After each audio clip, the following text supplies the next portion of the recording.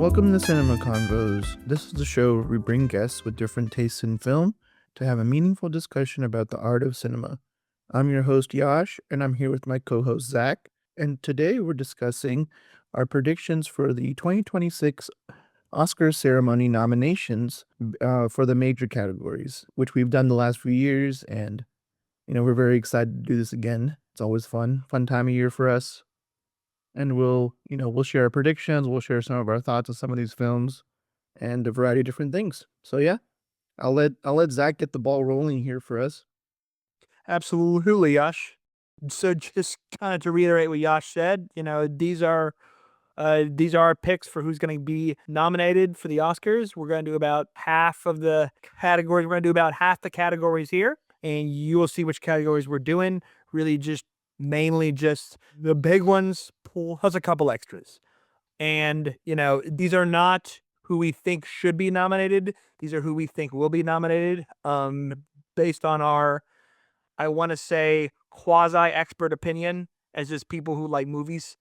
Um, And but also as people who just monitor award shows like fiends, like we watch as many as we can. we are definitely award show fiends. There's no denying that. Yeah, I mean, I watched the entirety of the Critics' Choice and Golden Globes at the time of recording. So those will be some of the main, and we have SAG nominations as our main. I think three for me. I know there's a few others that are out now, maybe. Yes. So what I will say is this is also important for how we determine these precursors. Basically, all the precursors are out except for when you go to screenplay, the Writers Guild's not out, and also the BAFTAs are not out. We don't know who's been nominated for the BAFTAs. Now, we do know they do a thing called the long lists where they're like the pre nominations. We know those, but like those aren't going to be that helpful for us. So we're going to start with our first award, which is Best Picture, the big one. And for those of you at home who can't see my screen, I kind of make a graphic every year that has all of the potential nominees on it, and that's where we go from. And it also indicates, some of the precursors and things like that. But yeah, so I kind of want to start off by asking you, Yash, of the names you see before you, what are like your absolute locks? In no scenario can you see these films being left out. So I would say, looking at this graphic, the ones I would say are absolute locks, One Battle After Another, Sinners, Hamnet, and Marty Supreme. And I would even go as far to say that Bugonia is a lock for me as well. Interesting. Just because I feel like the Yorgos films the last few years have always gotten in there, and Begonia's been in every awards race so far, I think, for like the major ones I've watched. Um, but we've talked about the four I mentioned first quite extensively. These four films are all in my top 10 of the year, so I personally like them a lot. But One Battle has been just absolutely, dominating the award season. And I think the other three I just feel like have also been nominated. Sinners has been getting a lot of nominations, maybe not a lot of wins, but we're focused on nominations right now. But yeah, these five, I would say, because they do 10, I feel good about these five being my five picks. Okay. No, yeah, like I would basically agree with all those. I'm kind of surprised on the Begonia inclusion, but I do agree. That was one that I just kind of assumed when it was getting buzz early on. I assumed that it would eventually get edged out by other films, and then it never did. It almost, the hype hasn't felt real for it. But I recognize that it is getting precursors. It got Golden Globe, it got Critics' Choice, and it also got the coveted Producers Guild of America nomination, which is one of the strongest precursors you can get for Best Picture. So it's pretty real. That will get nominated. So I definitely agree.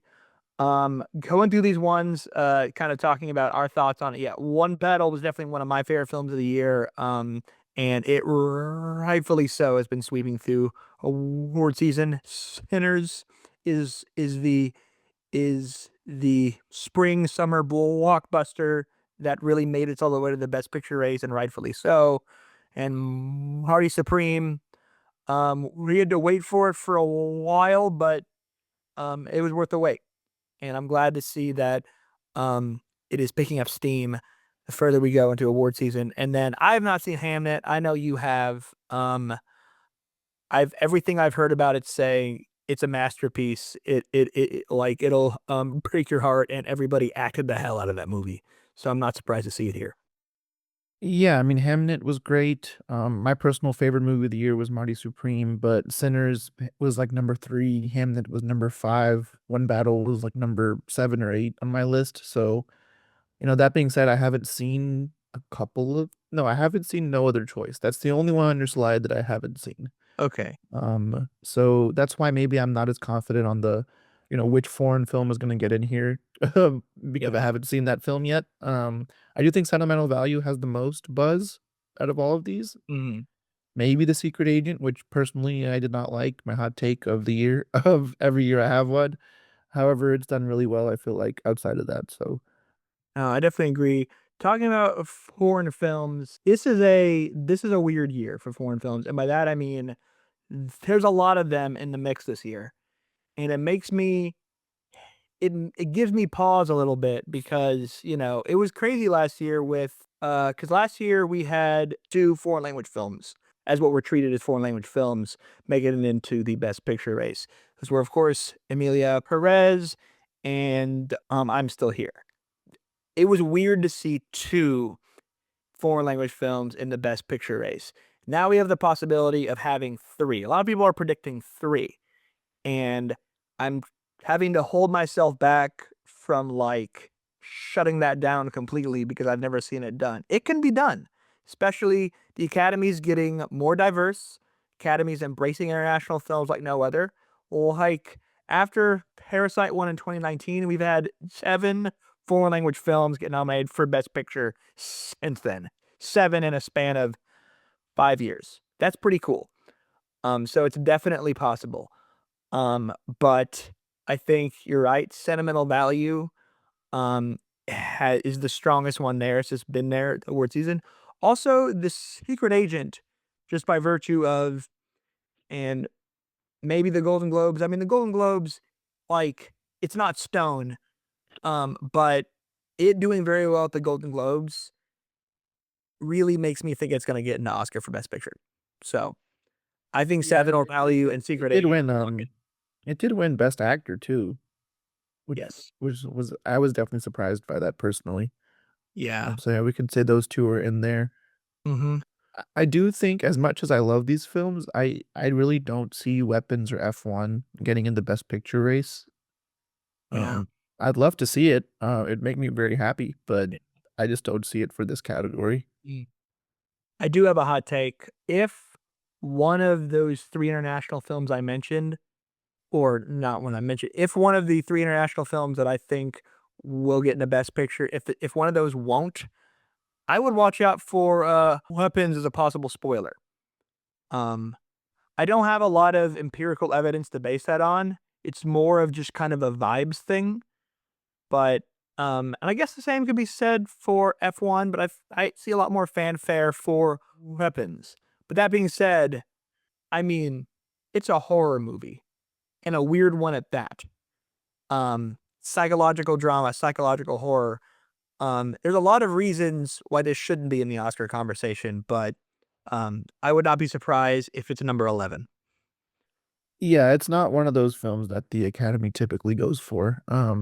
That being said, it's a phenomenal movie, but I think I'm also thinking, looking at your graphic here, that I mean Frankenstein's probably gonna get in there too, just I because of agree. I think it's been very critically acclaimed. It's a good movie. Um, and yeah, I think Frankenstein will be another one we can lock in. What Mhm. does that put us at 8? Are we at Yep, it's 8? the 8. Yeah. I think Frankenstein's gotten in everywhere. That one has kind of had a saleability. You know what's funny? That was the one. I guess that was kind of my biggest surprise of award season, seeing Frankenstein rise. But yeah, it leaves us with 8. And I'll kind of say what I'm thinking about this. I think Train Dreams is just about a lock for me, but like I feel weird about it. Uh, Personally, I haven't seen it, but like I haven't really seen a whole bunch of people saying they absolutely adore this film. It's just kind of been there. and everyone's saying that, oh, it's gonna get a Oscar Best Picture nomination, but like it just doesn't feel. I don't. I don't feel it. But I mean, I still predict it to get in, but it's just like I could see that one just kind of being a miss and just missing out. I don't know. Yeah, I watched it and I thought it was okay. It wasn't my personal favorite. I can see why some people really resonate with it. It's been very frequently compared to like a Terrence Malick film. So if you're a big fan of his kind of, slow moving, very nature based filmmaking, I could see it getting in the best picture race just based on other races. But I'm looking at some of these others, and that's where it gets a bit more tricky because that what leaves us at one or We have one left. So just so far, we have One Battle, Sinners, Hamnet, Marty Supreme, Lagonia, Sentimental Value, Frankenstein, Train Dreams, and The Secret Agent.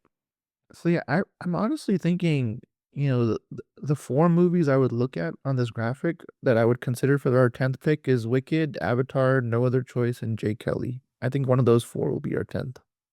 Interesting. Uh, no, it was just an accident.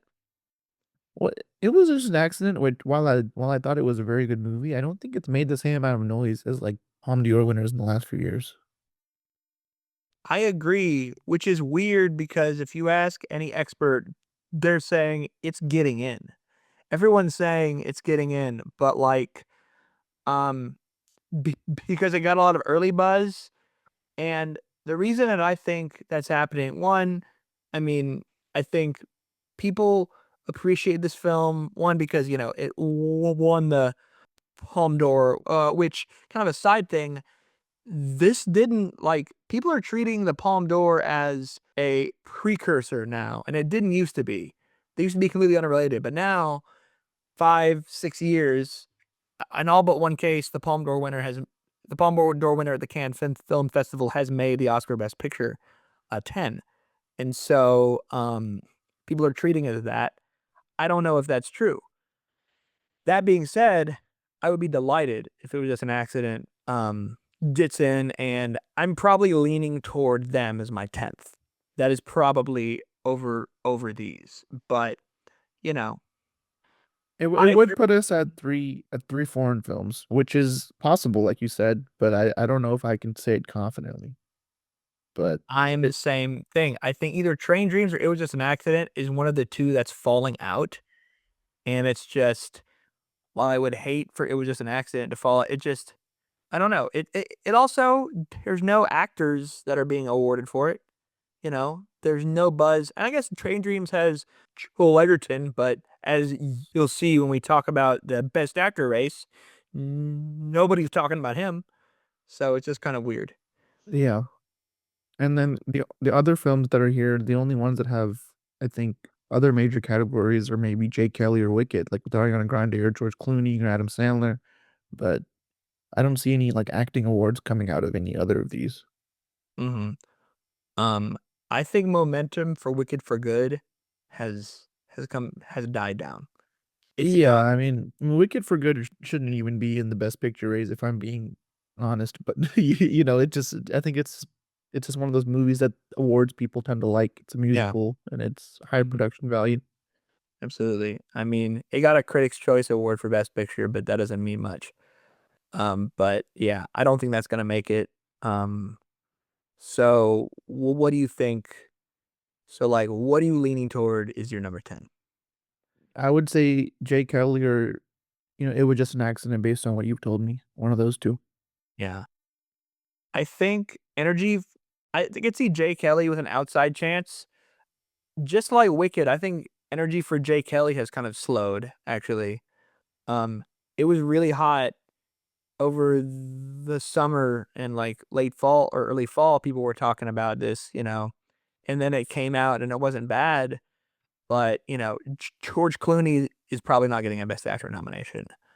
Um, we don't know about Adam Sandler for supporting actor. I love for him too, but well, we'll talk about that later. But um, energy for this is low. Like this movie, energy is going down. So I have a hard time seeing that it would get a Best Picture nomination. It's possible, but like I don't know. I'm curious about F1 though. F1. Yeah, I'd love for F1 to get in there. I just don't think I don't think it has a chance. Yeah, I don't think so either. I would say for me, it was just an accident. That's my pick. I feel comfortable with that based on what we've discussed. Yeah, it's that's the first one I would expect. It's funny. If there was a movie that was really surging, I would see it taking place. That's kind of why I mentioned Weapons, because I so want that to have the momentum to take the place, and it was just an accident or Train Dreams, but I just don't think it's there. Yeah, I think it was just an accident. Is There's a safe pick for predictions purposes. Okay, so we have our 10 Best Picture nominees. We have One Battle After Another, Sinners, Hamnet, Marty Supreme, Sentimental Value, Frankenstein, Hagonia, Train Dreams, The Secret Agent, and It Was Just an Accident. Yep, sounds good. 3 international films. I think it. I think it's possible. I think this might be more of the norm in the future, honestly. Yeah, it'll based on what happens this year will affect our predictions down the line for sure. Absolutely. Do you want to introduce the next category? Yeah, for sure. The next category we're doing is best director, and similar to how you asked me, who are your absolute locks? I'd like to ask you, Zach, who would you say are, absolute locks that are not going to be left out of this race? I mean, really, it's only 3, and the ones who directed the 3 biggest films of the year. I would say, for me, Paul Thomas Anderson for One Battle After Another, Chloe Zhao for Hamnet, and Ryan Coogler for Sinners. Those are the ones that I don't see a scenario where any of the 3 miss out. Yeah, I would agree that those three are in there for sure. Yeah. And I would say Josh Safdie for Marty Supreme he's definitely my 4th, where I could see a scenario where he's left out. Well, like, in fact, if you asked me a month ago, I'd say he's probably being left out. But, if people have seen the movie, his stock is rising. So, um, I would say he's in too. I would say Josh Safdie is in based on all of that, and also that he fully deserves to be in the race. Yeah, I'm good with that. I'm seeing you have the three same precursors for the three we mentioned earlier for Guillermo del Toro. I'm curious if that's means something here. So here's what I'll say about Guillermo del Toro Frankenstein. So he got, in a Golden Globe and Critics' Choice, and he also got in for the Directors Guild. So did Paul Thomas Anderson, Chloe Zhao, Ryan Coogler, and Josh Safdie. What I will say, and be careful, and they can be wrong, but usually the Directors Guild, those 5 usually never match the 5 at the Oscars. There's always one off. Could be different this year. I think 2009, if I remember correctly, was the last time it was the 5 were the same. They often mismatch. Um, Oftentimes the Oscars have more of a flair for the international than these actual guilds do. That's why you see Weapons and F1 being nominated by the Producers Guild. So I could see an international person being put in instead of Guillermo del Toro, which is also silly because Guillermo del Toro quite literally is an international person, but he also made Frankenstein. So Yeah, for sure. I mean, it's hard for me to say who would deserve it. Um, I could see Joaquin Trier being the foreign person if they go that route. yeah, Just because sentimental values had that kind of the stock is slightly up because of the Stellan Skarsgård win at the Globes. So the film is rising, I would say. true. Um, I think it also should be noted that you mentioned Golden Globe momentum. The Oscar voting started the day after the Golden Globes. So people voting have the Golden Globes as a metric that might go a long way. If we're comparing sentimental value to it was just an accident, if you're comparing those 1 to 1, then maybe sentimental value. But I feel like there's a narrative out there that the director's branch is going to fall in love with it was just an accident. And Jafar Anahi would get recognized for a Best Director nomination here, even though he's only gotten a Golden Globe nomination and the Directors Guild did not give him anything. But again, other award shows have been kind of quiet on It Was Just an Accident, so I don't know. Yeah. But I have an inkling that he might sneak in. Yeah, it's tough. It's tough to predict this fifth one. I feel so good about these other four. Exactly. Because it really is between those three. I don't think anyone else. I mean, maybe the guy for The Secret Agent if that movie does really, really well, but I don't see it. I think even though the five haven't matched in previous years, like I still think Guillermo del Toro is still someone to consider for our fifth pick. It's because it hasn't happened doesn't mean it can never happen. Right. For me, I would think it would be even stranger to have a year with so many foreign language films and not have a director for one of those foreign language films be recognized. That would be even weirder to me because historically the directors branch loves honoring directors of foreign language films. That's what they've always done. Even before the Oscars had 10 nominations. They loved honoring, your most famous international directors were nominated in the directing branch, but not in Best Picture. So it would be strange if that was that way. Yeah, if we're going for international, I think I would pick Joaquin Trier, Sentimental Value. If I was a wagering man, which I guess in this scenario Yeah, we're because kind we of are. we kind of are. So, Yeah. um, I'm gonna go ahead and agree with you there. I think that's about right. Again, I could see Guillermo del Toro getting in there, but I think Joaquin Trier will be that fifth. I was joking. I've been saying it wrong this whole time. Yeah, I mean, I believe it is. I could be wrong, but I think that's how you pronounce it because he's Norwegian. I don't think you'd pronounce it like you'd pronounce a Spanish name, but Okay, well that's fair. All right, well then our five for best director are Paul Thomas Anderson, One Battle After Another, Chloe Zhao for Hamnet, Ryan Coogler for Sinners, Joachim Trier for Sentimental Value, and Josh Safdie for Marty Supreme. sounds good. All right, so on to our next category, which is best actor. So for that, and like I can start us off here, Timothy Chalamet and Leonardo DiCaprio. I mean, those are your top two, and it's a two-horse race. I would say almost a one-horse race now at this point. I'd like to say because listen, Timothy Chalamet is a pretty young guy, but it feels like he's been around forever, and it's his time.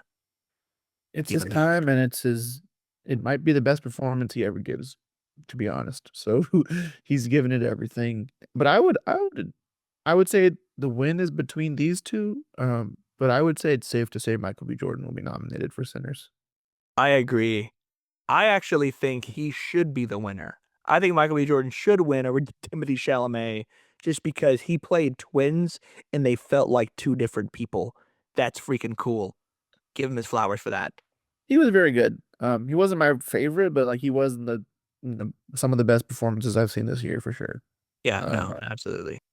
Now let's see. Looking at some of these others, this is where it gets a bit trickier. I do feel like Ethan Hawke has made its way into most races this year, even if he's not like Yeah. front runner to win for any award show. I just feel like that's been in a performance a lot of people are talking about. I agree. I believe he's a lock too. Yeah, I would lock in Ethan Hawke as well. All right. As much as I would love to see The Rock in here, I think he's been left out of too many award races this year. I know. Which That is kills really me. which is strange because the Academy loves physical transformations, and that is literally a physical transformation. So Yeah. it's just surprising that they're not including it in the race. But yeah, I don't think his I would say Wagner, George, and Joel, and even Jesse have more of a chance than The Rock. Um, I don't think Jeremy Allen White is getting in here. I don't think so either. I think Jeremy Allen White and Dwayne Johnson, they had momentum in like September, and then it just became to a screeching halt when the movies came out.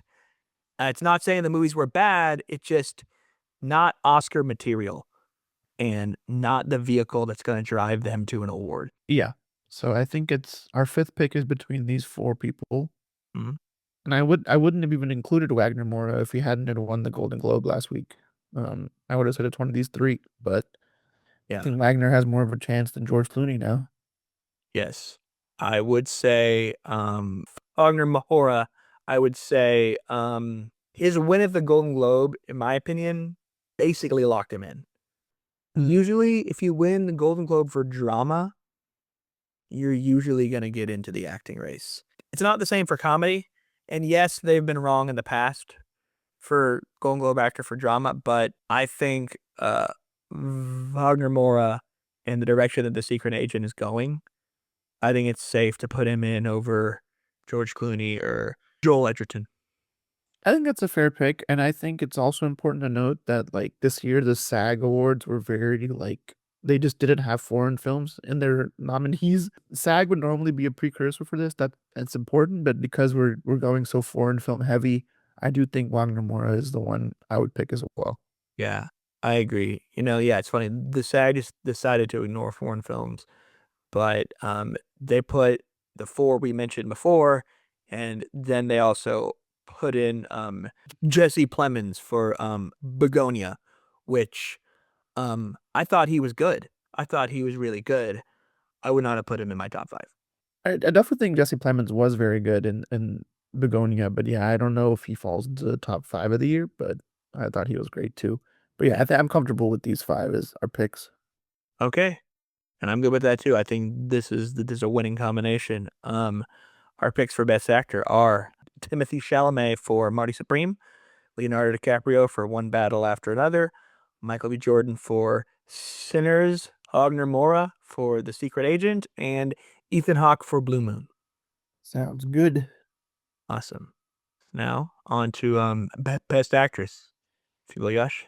So next up we have Best Actress, and I will say I'll be the first to say that my locks for this category are Jessie Buckley in Hamnet, Rose Byrne in If I Had Legs I'd Kick You, Love that. and I'll go as far to say Emma Stone and Chase Infinity.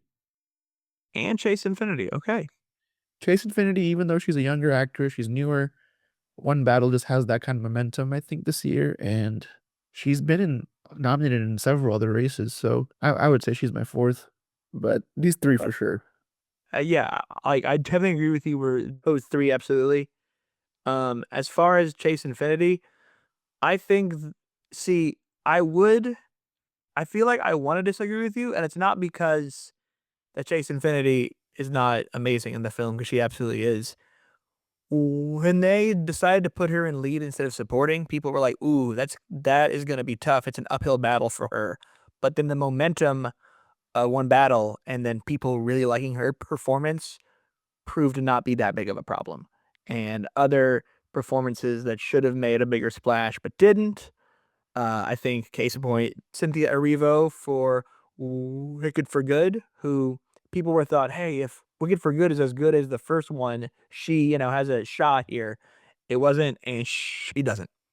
Yeah, no, I mean, I don't think Cynthia Erivo is in this year's race. No. Out to the other actors to watch out for her, I think like the sentimental value cast is gonna definitely be scattered throughout, and I think Renate Rensive, would probably be another one I feel pretty strongly about. Yeah, absolutely. I think it's between the two. See, I think both Renata Reinsve and Chase Infinity are both going to get in ultimately. Um, I do believe they are. I do think Chase Infinity, I think just because this is her first film.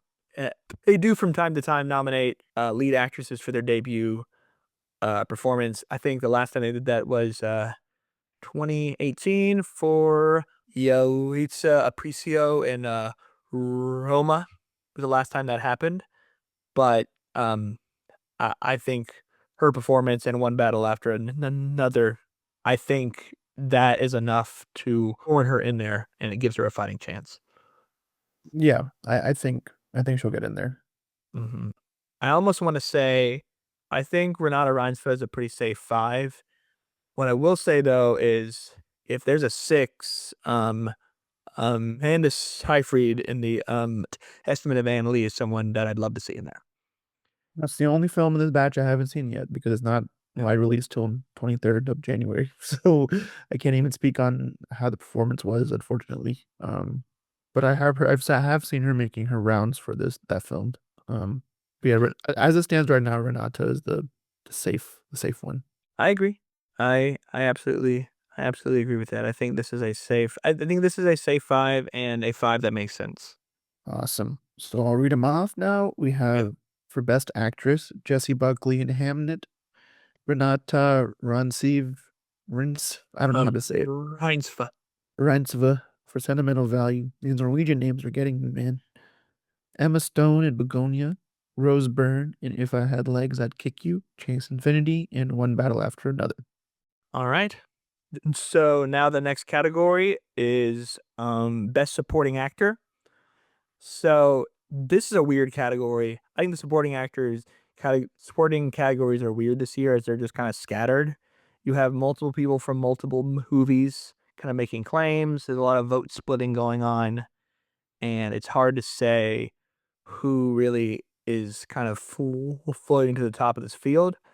What I will say is, as of the Golden Globes, I think Stellan Skarsgård for Sentimental Value is now the front runner, and he's definitely my first lock. I would also say both of the men nominated for One Battle After Another, Sean Penn and Benicio del Toro, are both getting in. Understanding it's kind of dangerous to say they're both locks, but I would say so. I would agree. I would say they're both locks. They've been nominated for almost everything else. And frankly, going into Oscar season, I really thought Sean Penn was going to be the front runner for this category. It's kind of shifted since the awards have started, but with Jacob Elordi winning the Critics' Choice and Stellan Skarsgård winning the Golden Globe. So I really think, we have two more picks, and More. I would say Paul Mescal and Jacob Elordi are pretty strong right now. I don't know if any of the actors from Sinners will get in this Best Supporting Actor. I don't think they will either.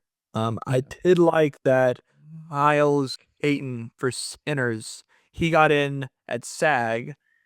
Now it's mainly because SAG chose not to honor any international films, but it was really good for him that he got in because I know he's the lead of that film. It's his narrative. Yeah. And SAG is not as good of a precursor as it has been in the past because of the foreign film push that we're doing. Absolutely. No, it definitely has weakened. And you know what's funny about SAG, and also that's also kind of funny that he didn't get a nomination. SAG usually really loves Adam Sandler, and Adam Sandler was absent there too for Jay Kelly, and that's how I know Adam Sandler is not getting in because he couldn't even get nominated at SAG where they love him. And if the Academy did not nominate Sandler for Uncut Gems, I fully believe they're capable of snubbing him for Jake Kelly. Like, there's no doubt in my mind that they'll do that. It really sucks because I really thought at the beginning of this award season, I was like, Adam Sandler is finally getting a nomination. This is happening. And it's not. Yeah. It's so funny. I saw a post that I think it was on Variety where he was like, I plan to make at least 50 more movies and hopefully 25 of them will be good. He's fully aware of what he's doing. And I love that. We love how self-aware he is. Self-aware king. For sure. So yeah, Jacob Elordi and Paul Mescal are my two. I feel good about it. And Jacob Elordi could still, like, this is the race where I'm not confident on who will win. I agree. I think there's no real frontrunner. Believe Jacob Elordi for Frankenstein. He won Critics' Choice. I think there was a massive amount of vote splitting that happened there. Yeah. So I have a hard time. I don't know. I have a hard time thinking of him as an Oscar winner, which I shouldn't. I mean, it's great that he's gonna get in there, which I do believe he is. Yeah, I don't even know who would be. I think it's funny if for whatever reason they didn't nominate him, Jacob Elordi, or they just decided that one actor from One Battle After Another is enough. I think Miles Caton from Sinners would probably be the next man up. And that's also mainly because the Academy also has a penchant of nominating people in supporting who are basically leads. Yeah, for sure. I'm comfortable with these 5. Yep. Let's lock it in. Awesome. So our nominees for Best Supporting Actor are Sean Penn for One Battle After Another, Stellan Skarsgård for Sentimental Value, Paul Mescal for Hamnet, Benicio del Toro for One Battle After Another, and Jacob Elordi for Frankenstein. Next up, we have Best Supporting Actress. And I would like to say that I was actually talking about this category with someone recently. He was trying to make a bet, so he asked me what 5 I would pick. So it's kind of funny that that happened. I didn't give him 5 with confidence, but I could give him at least 3 with confidence. Okay. And I phrased it as Tiana Taylor, Amy Madigan, and at least one of the actresses from Sentimental Value. Those are the 3 I would lock in personally. Now, which one from Sentimental Value? I don't know. Yeah. I also I agree with all those, and I want to say Elle Fanning just because I really like Elle Fanning, but I'll be honest, I think more of the goodwill is going to her co-star, her castmate, who is, and I'll try my best here, It's a Norwegian name, Final Boss. Inga Ip's daughter, Elias. Yeah, and That's for her the name. rest of this portion, I'm just gonna call her Illy or something. Okay, yeah, you can call her something else. You can say the other girl from Sentimental Value who's not Elle Fanning. The sister from Sentimental Value. Also, just based on SAG, I do think in other precursors, I would feel pretty good about putting Ariana Grande in there, actually. Yeah, I was worried that Wicked for Good kind of flopping was going to make Ariana Grande fall out, and I think she is the last thing from that movie still standing. Yeah, she's the one category that I feel somewhat confident about because she is very good in those films. And she was she was one of the people we thought might win last year. So Yeah, I mean, I think she got second last year probably. yeah. Um, I'm fine with Inga being in there. the Um, Inga, and just then the more foreign person of the foreign film. exactly, I think the more foreign, and I think she probably gave a better performance. I mean, Yeah, oh yeah. I think so come to too. think of it, the most emotional scene of that film is hers, and Academy loves that stuff. Elle Fanning, now she plays just kind of like a Hollywood person, which listen, Hollywood loves Hollywood people, but I think uh Inga plays the more complex role. Yeah, absolutely. And I would like to highlight one performance here, only because I'm sure she won't get nominated.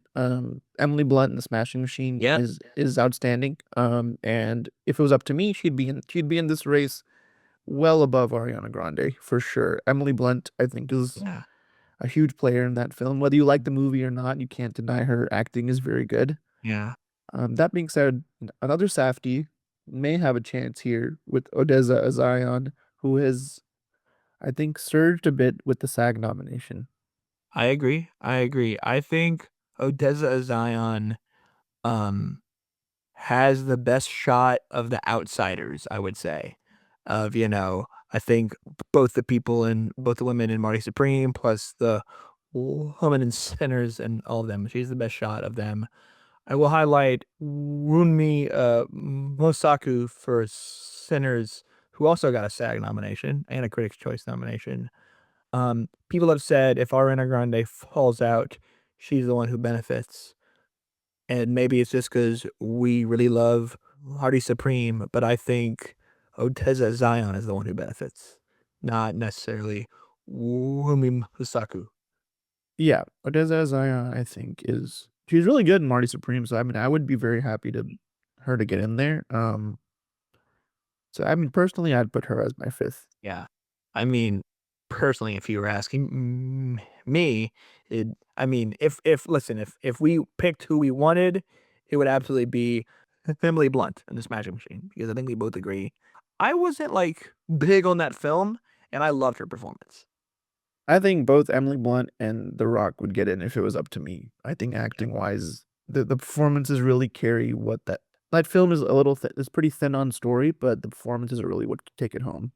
I agree. Also, before we close out this category, I do want to say I just love the fact that Amy Madigan for Weapons, I love the fact that we're not talking about her as a potential nominee. We're talking about her as someone who can actually win the award. I love that. As someone who loved the movie, that's awesome. Yeah, we're skipping over her because we're just confident she'll be a potential winner. Yeah. So there's not much to say. Such a weird film like Weapons, which I'd love to say that Amy Madigan for supporting actress has enough of a coattails effect to push it into Best Picture, but I don't believe that's the case. I'm not even sure if you can do that if you're in the Best Supporting Actress category, but I'd love that to happen. Yeah, absolutely. And I think this year with Weapons and Sinners just both being in the awards conversation, it is a step in the right direction for the Academy awarding horror films.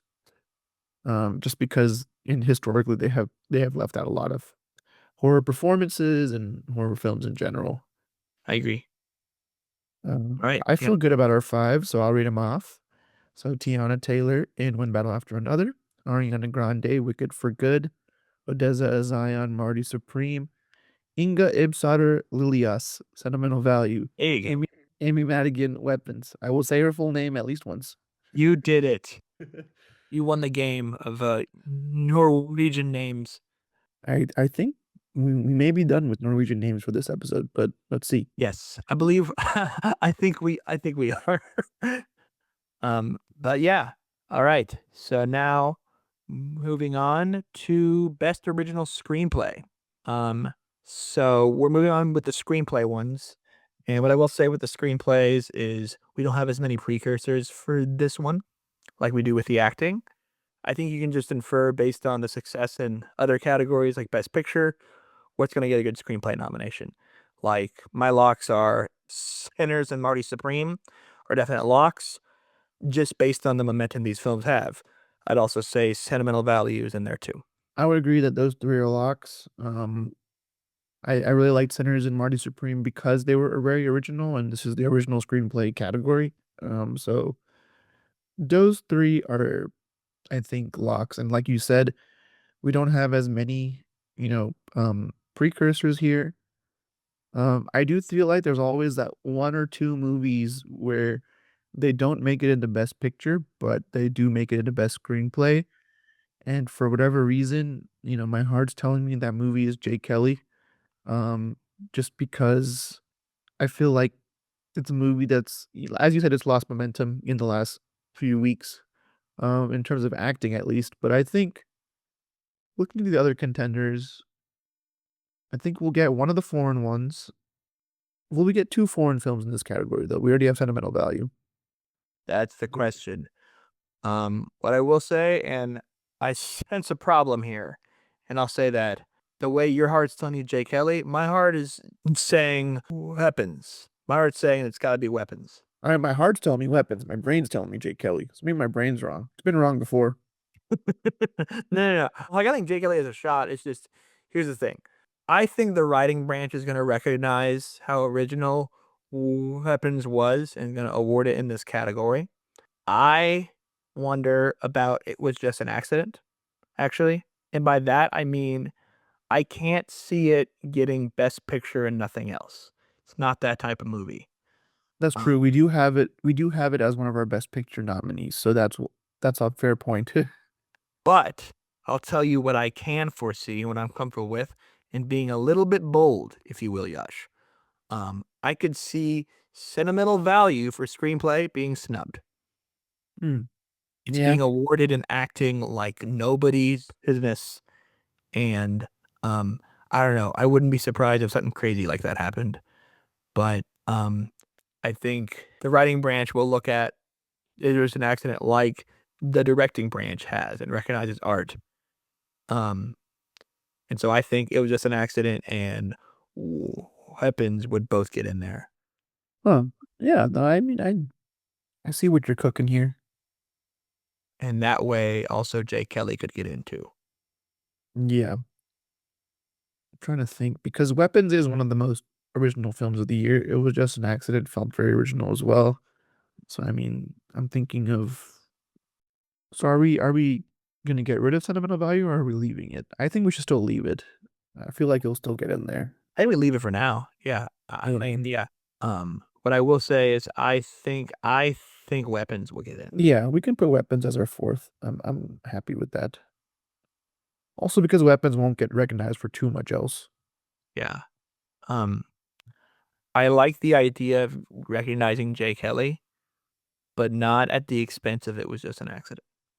Yeah, no, after all we've discussed, I do think It Was Just an Accident has a leg over Jay Kelly, also because we are saying it's gonna get nominated for Best Picture, so just based on that. Yeah. Now, again, if you wanted to be bold and just say it's sentimental value, you've been honored enough, that would be bold, but we could do that and I wouldn't object.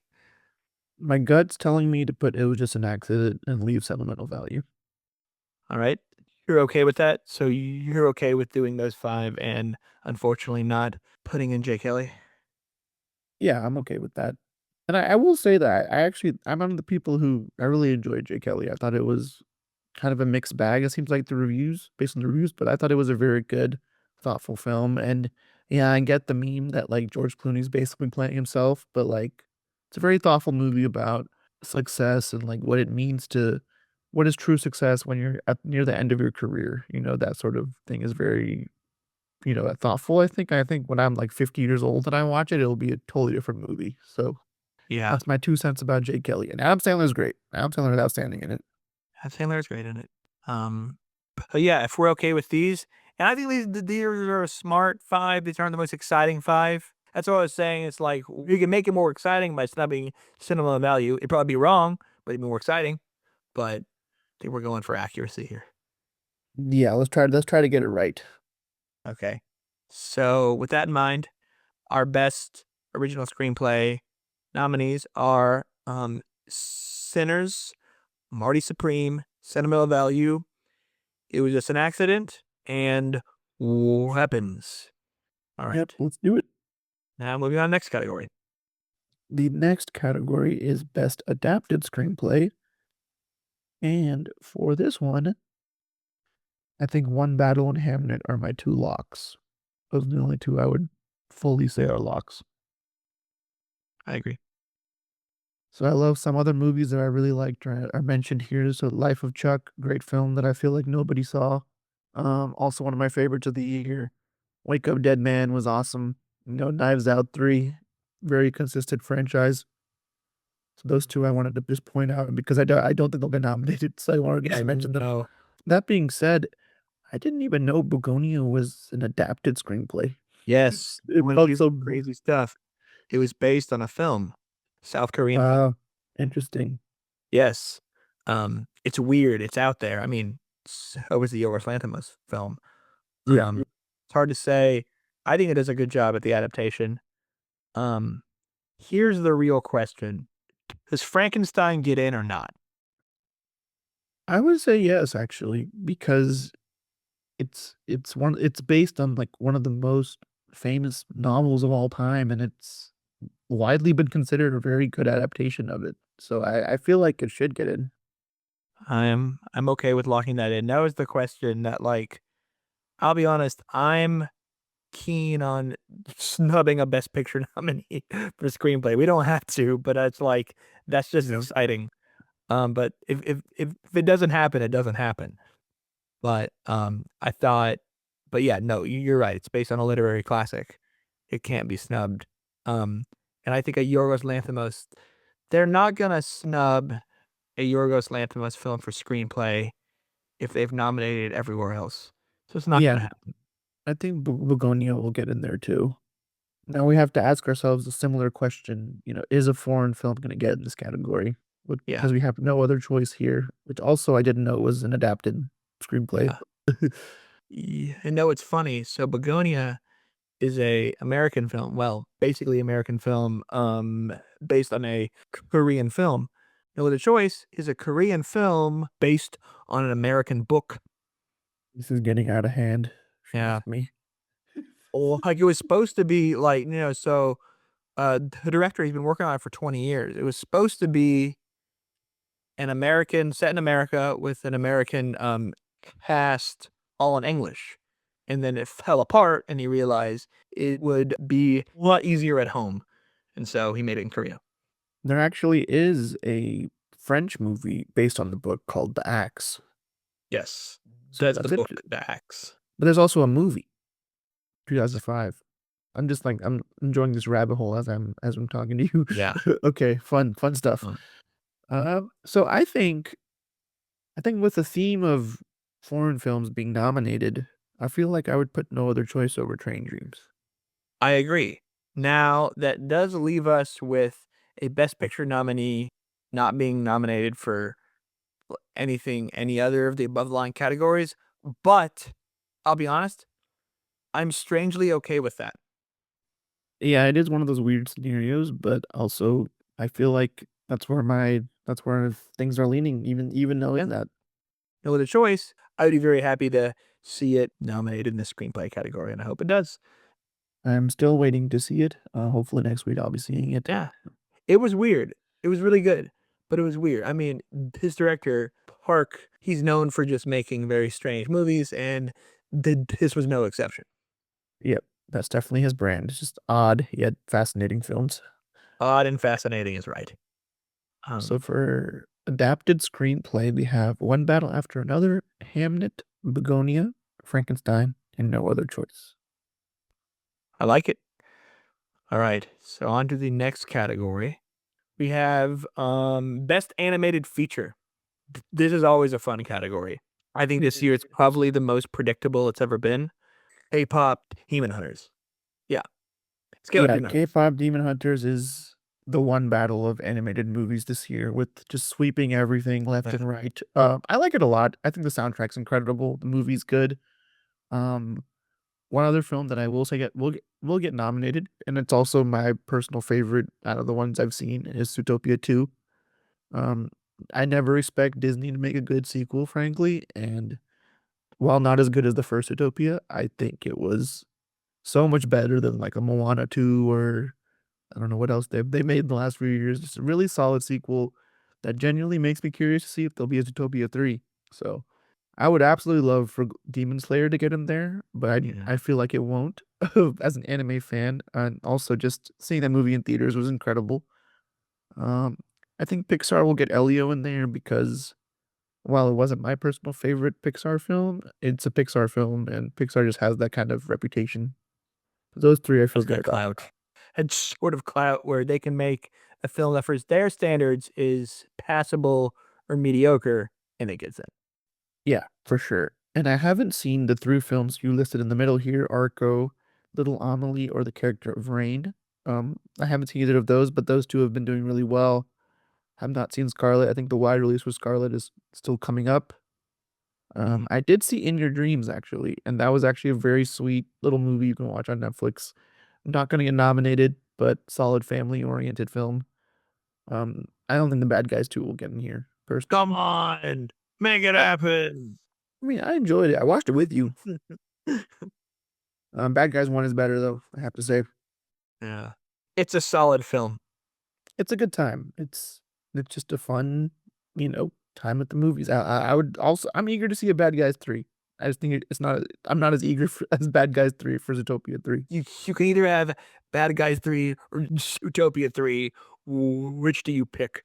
I mean, Zootopia 3. And K-pop Demon Hunters 2 is not coming till, like, 2029, I heard. So, what you're saying is, before we get that, we have, time for both. Yes, but it's uncertain if they will come before GTA 6. Probably. They all probably will. So is there any reason to not put Arco and Little Amelie as our other 2? I feel like those are the obvious 2, but Yeah, I don't see a reason. Those are the ones that, as you can see, the precursors, Yash, they've got nominated everywhere else. The others have been nominated precursors mainly because the categories are bigger, or in the case with the animation guild, they split their big prize into large films and small films. So more get nominated, but yeah, it's clear cut Arco and Little Amelie. yeah, I feel good locking those 5 in. Okay. Awesome. I'm good with that. I'm good with those. Um, yeah, let's read them off. So our 5 nominees for Best Animated Feature are K-pop Demon Hunters, Zootopia 2, Elio, Arco, and Little Amelie, or the character of Rain. All right, now we have a few more categories. Like in the past, when we've done these episodes, we've usually stopped here, but this time I decided to add a few more categories that just I think will be that are more interesting for this year specifically. Sounds So, good. And they're all, and I've not been informed about these categories, so no, he's not. it's a surprise. All right. Next up, best international film. Best international film. Okay, yeah, Yes, this is more fun this year than usually is. exactly. I have listed here every film, 15 films that are eligible. They made a short list. Oh wait, I actually probably should have said this and animated film, but I can say this for international too because it qualifies. Asia 2 is not eligible for the Oscars this year. Wait, why? Okay. It was either the production company, whoever made the film, didn't apply. Nah. Apparently, you have to do that, which is kind of crazy. You have to apply for the Oscars, but they just didn't apply, so they don't get they don't get consideration. Yeah. No, for sure. This is still going to be 5 films, right? So I think sentimental value, it was just an accident. All of our best picture contenders are definitely going to be in here, just by default. A Secret Agent. Yeah, Um, Silent Valley, it was just an accident. Secret Agent, definitely. I mean, those three, and then I think No Other Choice is the other lock, and then it's between Sirat and the voice of Hein Rajab. the reason I would give Paulus a No Other Choice, and they definitely have a very good choice. We didn't put it for best picture, did we? No. Okay. So Park Chan-wook, who made this film, last time he made a film, 2022 or 3, Decision to Leave. It was widely expected to get a international film nomination, and it didn't. He got snubbed the last time he was here. Should we be afraid? I'm gonna say no, but like that just gave me pause. Yeah. And I'll use this time to just highlight 3 other films here that I don't think will get nominated, but I've seen them, so I wanna mention them. Left-Handed Girl, co-written by Sean Baker, and the other filmmaker, I'm totally blanking on her name, but they made the film Takeout together, like, 20 years ago, and I just thought it was really cool to see someone who's become as big as Sean Baker is and going back to work with one of his, old colleagues/friends. I think it's a really Sean Baker-esque film, like, in terms of it's very slice of life. It's even shot in a similar way where it looks very indie. So cool little movie on Netflix. I liked it. Also saw Bellin. Um, that was also a very good film. You can watch it on Prime. And then Homebound, obviously, anytime India gets in here, it's always exciting. Homebound is a very good realistic film, which is uncommon in India. Very grounded in reality and the real struggles of people. I'd love for it to get in here, but I don't know if this is the year. I always look at the movie that India submits, try to watch it. But I think Surat and No Other Choice are probably the other two. Okay, it's no choice. What about Voice of Hind Rajab? What about that one? That one did get a Golden Globe nomination, I think. Yeah, I should have put the precursors here, but yes, they did. So I guess, yeah, I mean, that one also has a very strong chance as well. Some of these other films that you have here, I haven't seen any of them, so I can't really. Oh yeah, I haven't seen them, nor have I seen them in any really awards races. But one of these two are gonna get in, yeah, and I don't know which way I lean, because they both have been doing pretty yeah. well. But I will say, and I'll say this in two directions. The reason I always gave pause to the voice of Hind Rajab, usually films from the Middle East and North Africa, I think that region, they usually do pretty well. That being said, the French film of France is also technically from that part of the world. Like it was just an accident, an Iranian film which is being submitted by France. So they I guess have that covered, but It's like a Seed of Sacred Fig situation. It was filmed it in secret. So quite literally, no, quite everything like down to the T. What I will say about Surat is it is going to be a big player in the technical categories. It got added on the short lists, which is what the Academy does for technical categories, and Surratt surprised by showing up in a bunch of them. So I don't know if that gives any inkling that people might vote for Surratt, Also, but if it's Surratt, that means all 5 of these are neon distributed. which that just That just that blew my mind. they have to be stopped. No, they're just getting started. That's awesome. So with that in mind, would you like to make it? Would you like to make it a clean neon sweep? Yeah, I think Surratt is the one I lean towards, but it's more of like a, it's more of like a 60-40 in terms of confidence levels. I don't know. There's usually a surprise in these. For some reason, something's telling me it's the voice of Heinrich. The voice of Hunter Job, before we decide this, is a bit more, you know, current events, current issues focused, and it made the Oscars might like that sort of thing to be in the race. I could just see Surratt getting snubbed and voice of Heinrich Job getting in. Yeah, let's do it. Let's get crazy. Okay, let's get crazy. No neon sweep. Yeah, let's not give Neon 5 of them. Let's give someone else the benefit of the doubt. Okay. Well, we have our 5 here. Would you like to read them off, Josh? Sure, the 5 for Best International Film, Sentimental Value from Norway, It Was Just an Accident, from France, Secret Agent from Brazil, No Other Choice from South Korea, and The Voice of Hand Job from Tunisia. All right. And then the next category we have is best original score. Yeah, skipped by the Golden Globes to make time for Best Podcast. You have to see it. And since they didn't make time for it, he will hear. I'm okay with that because I already see 4 of these movies that are gonna get nominated. I can say it with full confidence. Awesome. So what I will say is, yeah, I think you have a couple music heavy films. Case in point, Sinners absolutely is going to get it. I think that's a lock, and I would say One Battle as well. And again, this is what happens when you have big picture these juggernauts.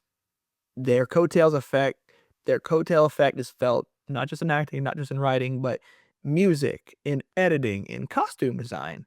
You're gonna be like, how did that leg end up there? It's that big.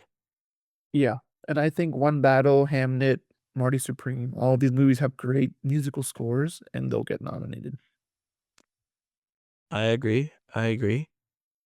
Um, I'll be honest, and this I don't know if this is gonna sound controversial in any way, but I think F1 will get in there too, because it's Hans Zimmer, and that man is just the man.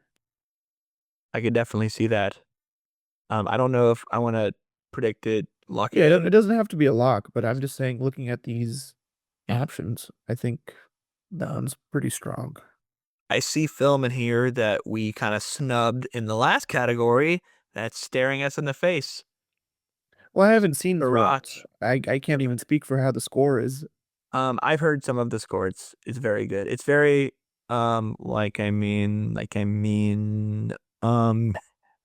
techno. It's very techno heavy, which so is F1, and also kind of so is Marty Supreme in a way.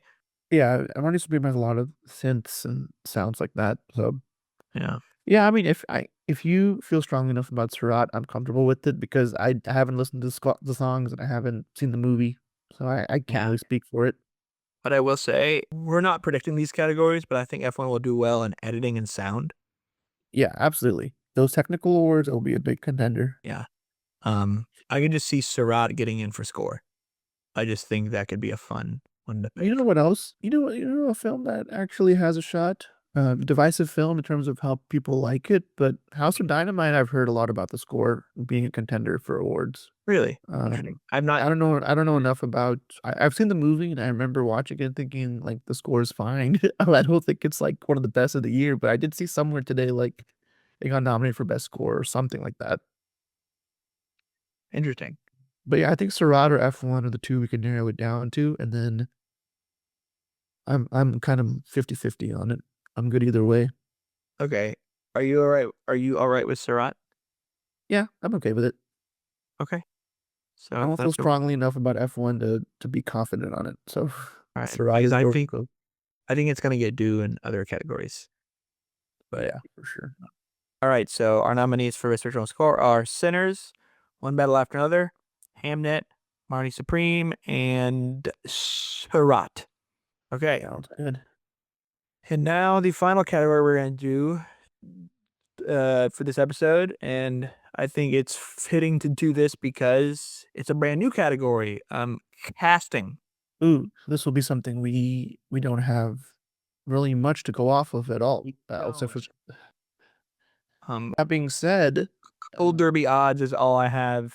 They don't really do it much precursors, really. I mean, I forget who they gave it to at Critics' Choice. I'll be honest with you. I think it's fun to just to kind of, I think it's fun to just kind of go in semi-blind and to be like, who do you think, using your eyes, who do you think did a good job casting?